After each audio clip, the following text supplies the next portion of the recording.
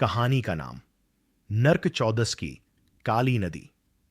गांव के लोग कहते हैं कि नर्क चौदस की रात गांव के बाहर बहने वाली काली नदी के रास्ते पर कोई नहीं चलता।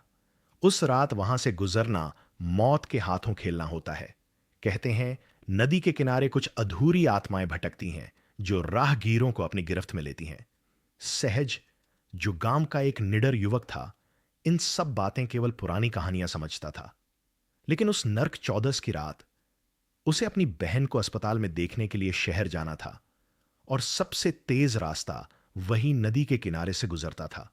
जैसे जैसे सहज नदी के रास्ते पर बढ़ा, हवा ठंडी और गुमसुम हो गई। नदी की लहरें धीरे धीरे अजीब सी आवाजें निकालने लगीं। उसको लगता था कहीं कोई उसके पीछे चल रहा है। दूर से किसी ने फुसफुसाते हुए नाम पुकारा।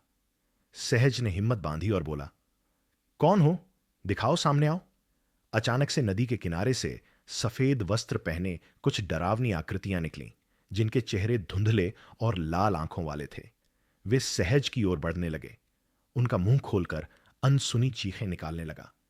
सहज ने दौड़ना चाहा, पर उसका पैर जमीन में जैसे फंस गया हो।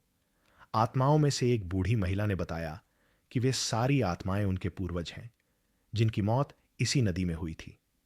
नर्क चौदस की रात उनका रोष सबसे ज्यादा होता है, इसलिए कोई यहां से गुजरता है तो वे उसे रोकने की कोशिश करते हैं।